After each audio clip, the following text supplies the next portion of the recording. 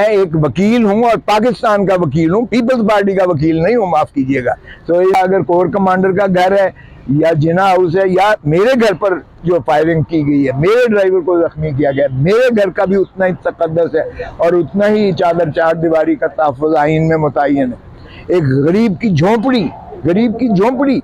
اس کا بھی تحفظ کرنا اتنا ہی ضروری ہے اور جتنا کور کمانڈر یا جنا ہاؤس کا ہے۔ سو اس میں نہ تو بین الاقوامی طور پر ملٹری کورٹ کی سزا کو تسلیم کیا جاتا ہے، نہ پاکستان کی عوام تسلیم کرتی ہے، اس سے نفرت بڑھے گی۔ تو ہم چاہتے ہیں کہ فوج ہماری ان چیزوں سے بالکل علیحدہ رہے تاکہ فوج اور عوام کے درمیان کوئی ایسی غلط فہمی اور خلفشار نہ پیدا ہو۔ تو ہم اپنی فوج کو مضبوط دیکھنا چاہتے ہیں تاکہ وہ دفاع وطن میں عوام ان کے ساتھ شانہ بشانہ کھڑے ہو۔ او بھائی، یہ روز جو تماشا کر رہے ہو کہ وہاں جا کے ترانے بجا کے یہ کر رہے ہو، اس سے بہتر ہے کہ آپ فوجی عدالت کہیں کہ یہ آئین کے متصادم ہے، یہ پی ڈی ایم کی حکومت ہے، میں بار کہا کہہ چکا ہوں، یہ گلو بٹوں کی حکومت ہے، یہ کسی قسم کی تنقید جو ہے سننے کی اور برداشت رکھنے کی سکت نہیں رکھتی ہے۔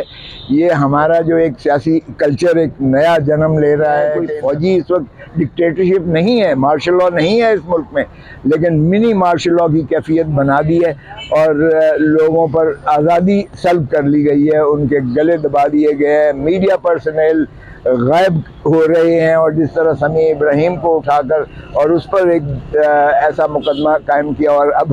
شعیب شیخ پر جو ایسا مقدمہ قائم کر دیا ہے، بس کرنے میرے خیال میں کسی کو غداری کا فتویٰ دینا، کسی کو پہلے ہوتا تھا کہ آپ نے فتویٰ دے دیا کہ یہ مسلمان اچھا نہیں ہے یا برا مسلمان، اب فتویٰ دے رہے ہیں یہ کہ جی یہ غدار ہے یا نہیں ہے، اب محب وطن ہے کہ نہیں ہے، اب یہ ہے کہ اس نے بغاوت کر دی ہے۔ او بھائی، یہ کلونیل سسٹم جو تھا اور قوانین جو تھے اور جو دفعات تھے، یہ تو گورے نے 100 سال 150 سال پہلے اس لیے مندرج کیے تھے تاکہ یہ پرجا جو ہے، یعنی غلام جو ہے ہندوستان کے، ہم لوگ جو ہے باسی جو ہے یہاں کے، یہ اپنی اس امپیریل شہنشاہیت کے خلاف بات نہ کر سکیں اور ان کو جو ہے اس طریقے سے دبوچ کر سزائے عمر قید اور سزائے موت کے جو ہے سزائیں متعین کی تھی قانون میں۔ آئین میں کوئی تفاوت نہیں ہے اور اسلام ہمارا خود کہتا ہے کہ طاقتور ہو یا غریب ہو، کوئی عہدے دار ہو، بڑے عہدے والا ہو یا کم عہدے والا ہو، امیر ہو یا غریب ہو، اس میں کوئی تفویض اور تمیز نہیں کی جا سکتی ہے۔ دیکھیں، ایک بات تو یہ ہے کہ عمران خان آپ نے نام نہیں لینا ہے اس کا، چیئرمین پی ٹی آئی ضرور میرے گھر آئے تھے، اور وہ اس لیے آئے تھے کہ جب میرے گھر پر فائرنگ ہوئی تو ظاہر ہے کہ ہم بلوچ ہیں، وہ پٹھان ہیں، اور کوئی بھی ہو بلوچ پٹھان سے چھوڑ دیں تو یہ ایک اخلاقی ایک فریضہ بنتا ہے کہ ان کی جا کے پوچھا جائے کہ آپ عافیت سے ہیں، خیریت سے ہیں، اور اللہ تعالیٰ آپ کو حفظ و امان میں رکھے، دعائیں مانگی جاتی ہیں۔ تو وہ اس سلسلے میں آئے تھے۔ ہمارے سوشل ریلیشن شپ تو ختم نہیں ہو جاتے ہیں، لیکن انہوں نے جب یہ اس کے بعد مجھ سے استدعا کی کہ میرے خلاف ایک جھوٹا مقدمہ جو ہے کوئٹہ میں درج کیا جا رہا ہے، رزاق شر صاحب ہے ایک،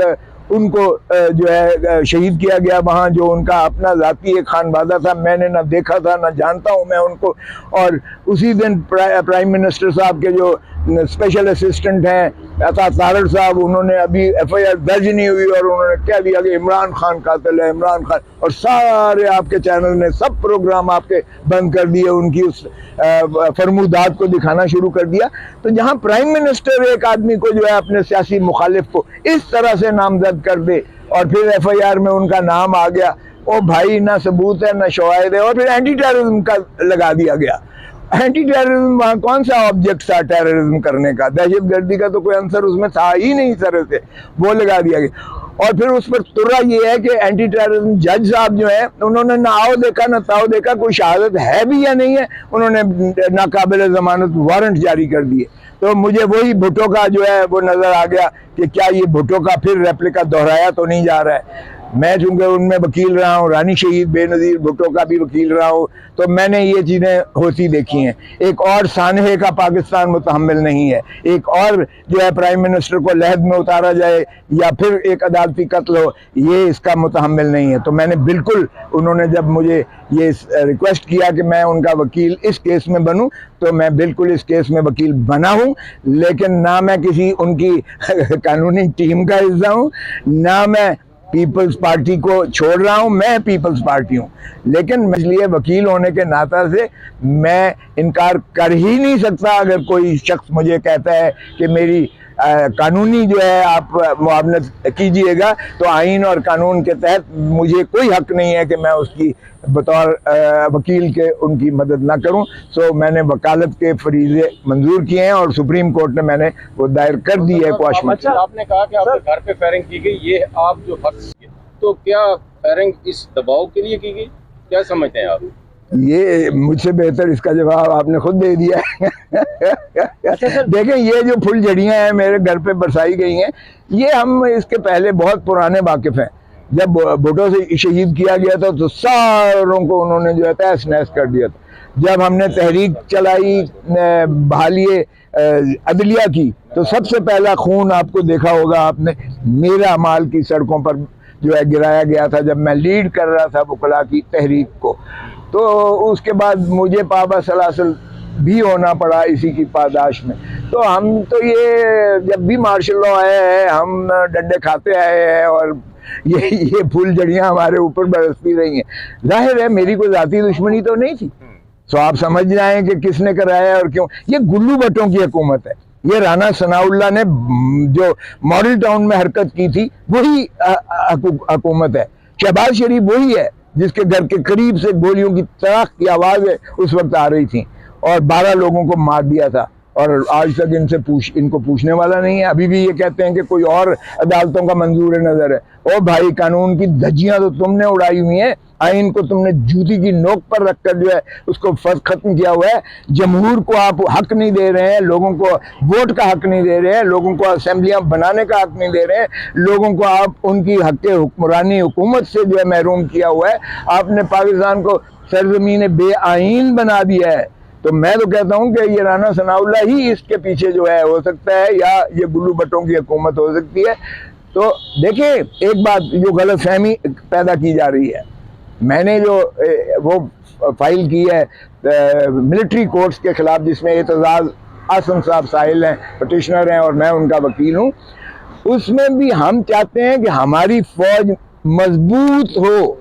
جس کے پیچھے عوام کی محبتیں شامل ہوں۔ جب آپ ملٹری کورٹ سے کسی کو سزا کرواتے ہیں، آپ 10,000 بندہ انہوں نے پکڑا ہوا ہے، اور جو کچھ کر رہے ہیں اس کو بھی پکڑ کے پیسے لے کے چھوڑ رہے ہیں۔ یہ جو کچھ کر رہے ہیں آپ کے سامنے ہے۔ عورتوں کو انہوں نے حبس بیجا میں رکھا ہوا ہے، پکڑا ہوا ہے انہوں نے۔ اپنے معاملات، سیاسی لوگ جو ہے اپنے معاملات آئین کے تحت اپنے تئیں جو ہے ان کو ریزالو کریں۔ اور میں تو سمجھتا ہوں کہ جب سارے سیاستدان اگر مل بیٹھ کر خدا را ان مسائل کا ادراک کریں، تو عوام کو اس اذیت اور کرب سے، اصل مسئلہ جو ہے، اصل مسئلہ معاشی ہے، معاشی بدحالی کا آپ اندازہ کریں کہ 10 کروڑ پاکستانی جو ہیں غربت کی دہلیز سے نیچے چلے گئے۔ 3 کروڑ بچہ اسکولوں میں آج نہیں جا رہا ہے، اور ہم اللہ تللے کر رہے ہیں بجٹ کو، جو مذاق کر کے دھول جھونک کر عوام کو توجہ مبذول سے ہٹا کے، بنیادی مسائل سے ہٹا کے ہم کر رہے ہیں۔ یہ نہ ریاست کے لیے مناسب ہے، نہ پاکستان کو فائدہ دے گا۔ اچھا سر، آپ کے گھر پر فائرنگ ہوئی تو کیا آپ سے